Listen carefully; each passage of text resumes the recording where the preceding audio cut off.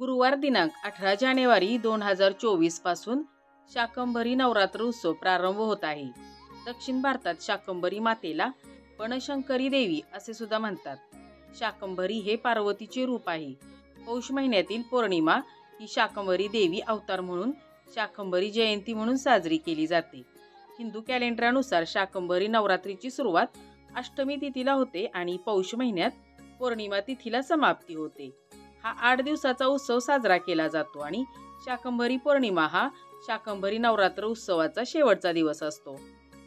शाकंभरी नवरात्र उत्सव प्रारंभ 18 जानेवारी 2024 गुरुवारी होत असून 25 जानेवारी 2024 वार गुरुवार रोजी समाप्त होईल.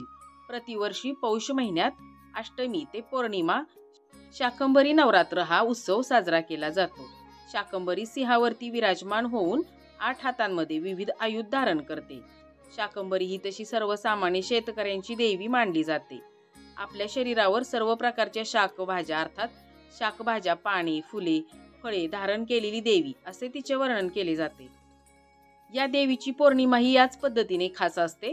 या हंगामात पिकणाऱ्या किमान 60 प्रकारच्या भाज्यांचा भोग देवीला दाखवण्याची परंपरा आहे. हा भोग देखील सूर्योदयापूर्वी दाखवला जातो. या विविध प्रकारच्या भाज्यांमध्ये बहुतांश रानटी भाज्या या शरीरासाठी अत्यंत गुणकारी आणि औषधी असल्याने किमान वर्षातून एकदा तरी त्या पोटात जाव्यात हा या मागचा उद्देश असतो. राज्यभरातील अनेक मंदिरात देवीला हा भोग दाखवला जातो. शाकंभरी ही अनेकांची कुलदेवी आहे. ज्यावेळी अनेक वर्षांचा मोठा दुष्काळ पडला होता तेव्हा ऋषी मुनींनी आणि देवांनी जगदंबेची प्रार्थना केली. त्यावेळी जगदंबेने प्रकट होऊन स्वतःच्या शरीरातून शाकभाज्या निर्माण करून जगाचे पोषण केले म्हणून तिला शाकंभरी असे नाव मिळाले. शाकंभरीलाच बनशंकरी म्हणजेच वनामध्ये राहणारी देवी असेही म्हणले जाते. तसं पाहिलं तर त्या महिन्यात येणाऱ्या पौर्णिमा ह्या त्या महिन्याच्या नावाने ओळखल्या जातात. मात्र शाकंभरी पौर्णिमा या नावाने ही पौर्णिमा का साजरी केली जाते यामागे एक कहाणी आहे. शाकंभरी देवीचा उत्सव का साजरा केला जातो यामागे देवी पुराण महाभागवत मध्ये पौराणिक कथा आहे. शाकंभरी देवी खऱ्या अर्थाने काळ्या अंधारात प्रकाश किरणांप्रमाणेच प्रकट झाली. कथेप्रमाणे प्राचीन काळी भीषण दुष्काळ पडला होता. वर्षानुवर्ष दुष्काळ काही केल्या संपेना. सृष्टी चैतन्यहीन झाली. देव ऋषींनी आराधना करण्यास प्रारंभ केला. सर्व देव, ऋषी, मानव, आदिमाता यांची उपासना करू लागले आणि देव ऋषी यांच्या उपासनेला अखेर यश आलं. दुष्काळाने होरपळून निघालेला निसर्ग अखेर पुन्हा बहरला. सर्वात आधी पालेभाज्या उगवू लागल्या. देवीच्या कृपेनं अनेक प्रकारच्या भाज्या, फळे व अन्नधान्याची निर्मिती झाली. पालेभाज्या उगवल्या अर्थात प्रथम शाक उगवले. याच पालेभाज्यांचा नैवेद्य मानवाने आदिमातेला अर्पण केला व स्वतः प्रसाद म्हणून प्राशन केला. अखेर दुष्काळ संपला. सर्व संतुष्ट झाले. तेव्हापासून या मातेला शाकंभरी देवी म्हणून पूजले जाऊ लागले. शाकंभरी देवी ही भाजींची देवी असल्याचे म्हणले जाते. देवी शाकंभरी हे माता पार्वतीचे रूप आहे. तिला अनेक नावे आहेत. माता शाकंभरीला देवी बनशंकरी आणि शताक्षी असेही म्हणतात. देवी भागवत महापुराणात शाकंभरी मातेचे वर्णन हे देवी दुर्गेचे रूप आहे असे केलेले आहे. पुराणानुसार देवी पार्वतीने प्रभू शंकरांना मिळवण्यासाठी कठोर तपश्चर्या केली. देवीने अन्न आणि पाणी सोडून दिले होते आणि जगण्यासाठी फक्त पालेभाज्यांचे सेवन करत होती. म्हणूनच तिला शाकंभरी असे नाव पडले. दुसऱ्या कथेनुसार जेव्हा पृथ्वीवर 100 वर्ष पाऊस पडला नाही तेव्हा मानवाचे दुःख पाहून ऋषींनी मातेला प्रार्थना केली. मग शाकंभरीच्या रूपाने मातेने आपल्या शरीरातून जन्माला आलेल्या वनौषधीमधूनच विश्वाचे पालन पोषण केले. अशा प्रकारे देवीने विश्वाचा नाश होण्यापासून वाचवले. त्यामुळे शाकंभरी जयंतीच्या दिवशी फळे, फुले आणि हिरव्या भाज्या दान करण्याचे खूप महत्त्व आहे.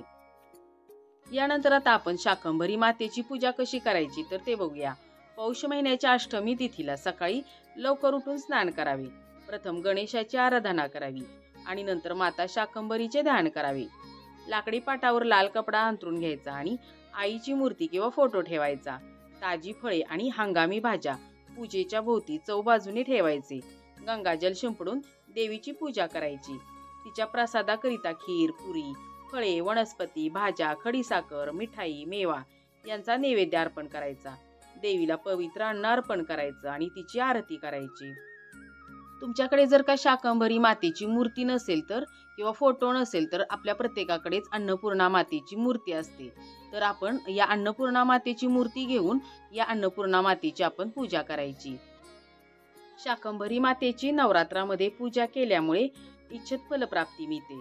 जो भक्त मातेची पूजा करतो, ध्यान करतो, जप आराधना करतो त्याला लवकरच अन्न, पाणी आणि अमृत स्वरूपात अक्षय फळाची प्राप्ती होते. देवीची भक्तिभावाने पूजा करणाऱ्यांच्या सर्व मनोकामना पूर्ण होतात.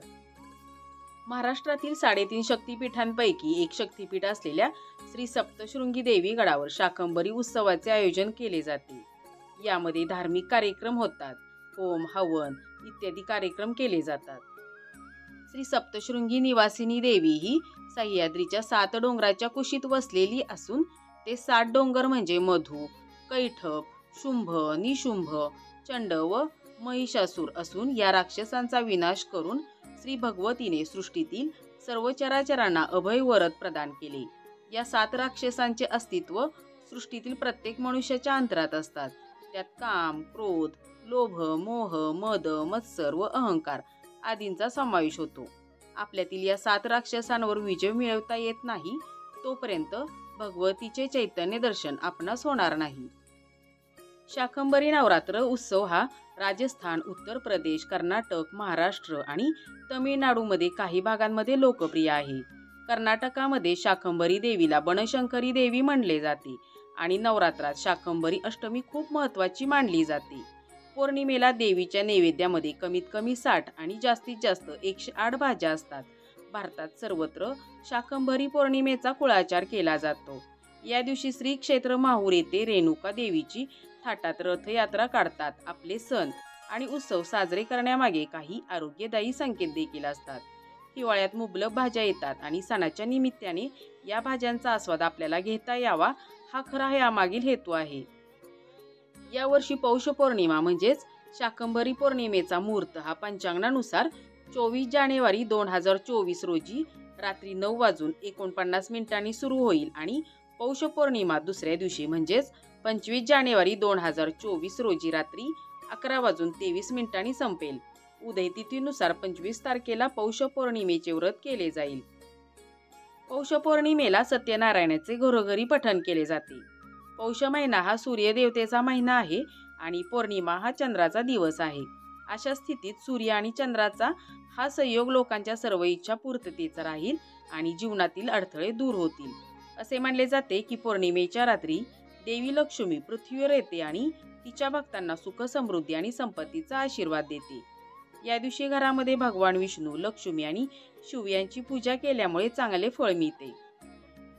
तर असा हा शाकंभरी नवरात्र उत्सवाच्या माहितीचा आणि शाकंभरी पौर्णिमेचा व्हिडिओ तुम्हाला कसा वाटला ते कमेंट करून नक्की सांगा आणि व्हिडिओ आवडल्यास लाईक करा. तसेच हा व्हिडिओ तुमच्या मित्रपरिवारामध्ये शेअर करा आणि असेच नवनवीन व्हिडिओ पाहण्यासाठी चॅनलला सबस्क्राईब करा. व्हिडिओ पाहिलात त्याबद्दल तुम्हा सगळ्यांचे आभार. पुन्हा भेटूया अशाच एका नवीन व्हिडिओमध्ये. तोपर्यंत नमस्कार.